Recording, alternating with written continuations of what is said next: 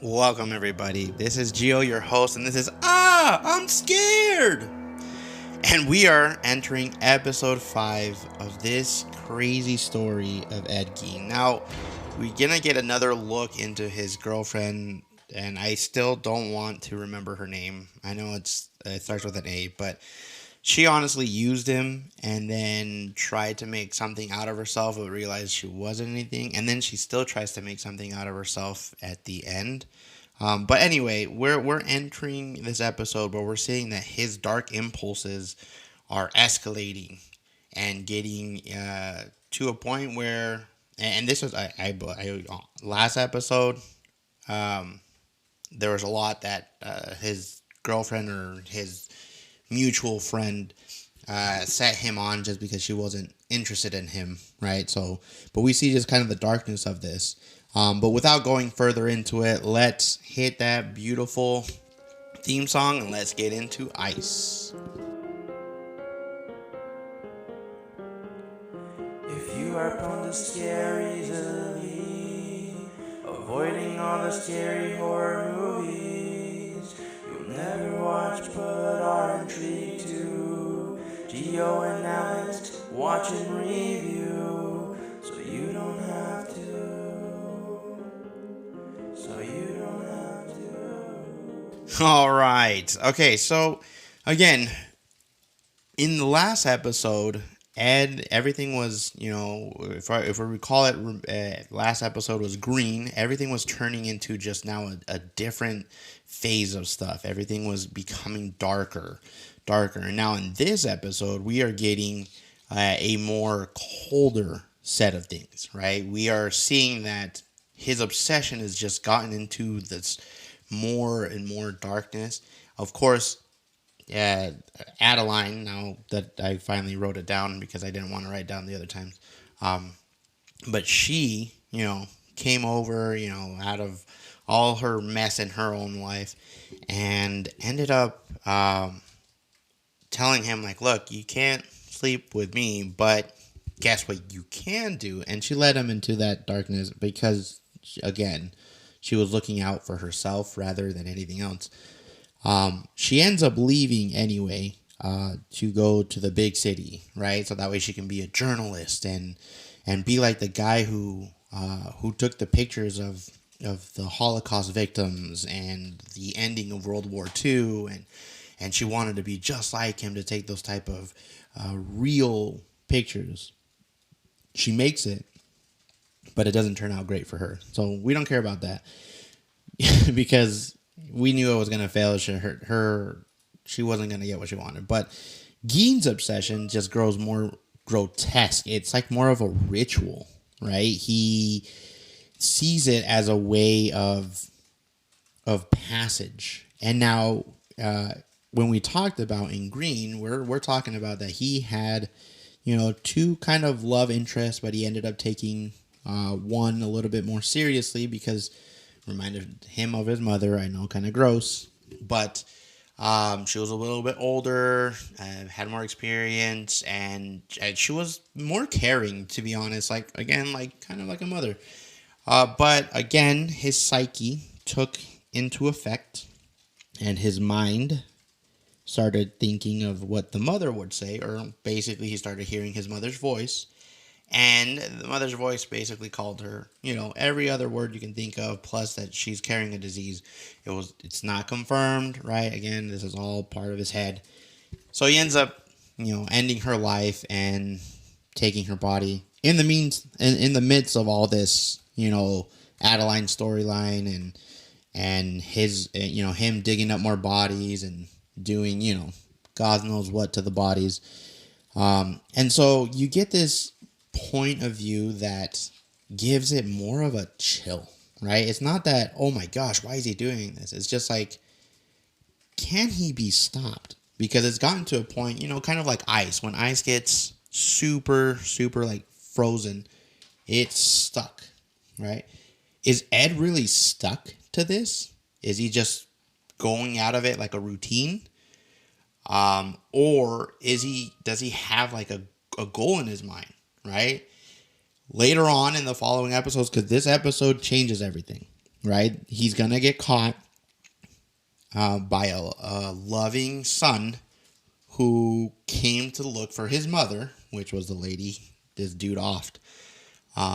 And so, but he eventually gets caught. But my question to this is like, if, for example, this lady didn't have a son, a loving son who was going to have Thanksgiving dinner with his mom, would he have gone even further because how natural this was coming to him, right? It just makes it to a point that we realize that all the impulses he had is now like offset, and nobody has caught on. There's a detective who is trying to figure out what, like the bartender is missing and so is missing, and hey, there are some hunters that got lost and somehow we found their bodies, but they were mutilated with a chainsaw. So you see that they're working on the back end of like trying to figure out these mysteries, but they still couldn't pin it on him just because, everybody knew he was off, but they still didn't think he could do it.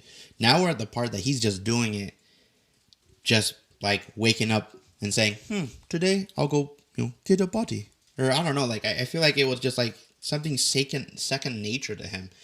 And so we get to the point that everything is finally a turning point. He can no longer stop. Adeline realizes she has no talent. No one cares. She comes back in the midst of him getting caught to try to see if she has talent and whatevs. But for him, it's just finally gotten to a point where he can no longer continue to put a hold of it. His schizophrenic mind just said, "Hey, let's take this over, right? Let's go over and go darker in this." And we're going to see in the next episode, again, like I said, I binge watched all these, so I'm going to kind of give you already a foreshadowing. But when he gets caught, he doesn't remember, and I think I've mentioned this before, he doesn't remember the killings of some people. He does remember the digging up the bodies, and he talks to it like, "Oh yeah, I did that and this and this," and like he remembers like digging up dead bodies and using their skin for lampshades or for chairs and stuff like that. But he doesn't remember like the other stuff that he really did. Like he doesn't remember killing the mom, even though she is discovered in his home, like she's discovered there. So I feel like there's a part in this one where one gets blocked and the other part just continues. So that's what makes this episode very chilly. Pun intended. But yeah, all in all, Ed is just finally, I think he's getting to the point that we're going to just finally realize there's no way you can hide this. Every serial killer gets to a point where they are no longer being able to be hidden. They either get sloppy or, they end up doing something that gets them caught, right? If we look at all the other serial killers that actually come after Ed Gein, right? So we're looking at like John Wayne Gacy. He got sloppy and people ended up starting to get suspicious, and then his home became the digging spot of multiple bodies, right? We're looking at Ted Bundy, who we're still unaware of how many people he's killed, but there's probably multiple girls that were killed. But he ended up getting sloppier and sloppier at the end as he was getting close to getting caught and escaping. So eventually they'll get caught. And his mistake was thinking that the people he was killing had no relatives looking out for them, right? He just killed out of impulse.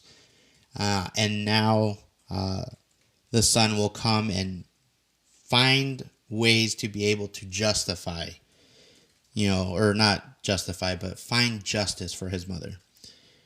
So this is episode 5, the turning point of Ed Gein. He's getting colder and darker, but he will get caught because it will end into a point.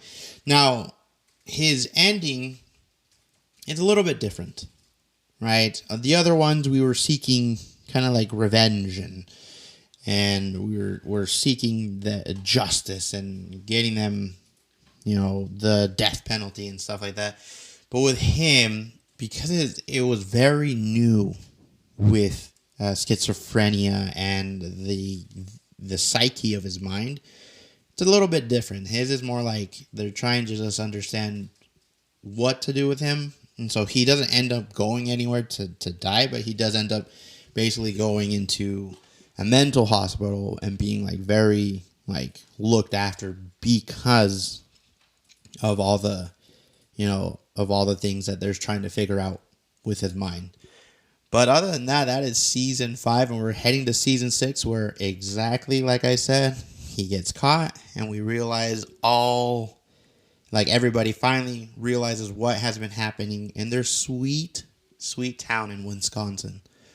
So, without any ado, you fellow listeners, we will see you guys next week as we talk about his demise and what is found.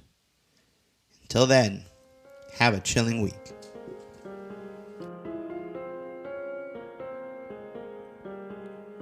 If you are prone to scare easily, avoiding all the scary horror movies, you'll never watch but are intrigued to. Gio and Alex watch and review, so you don't have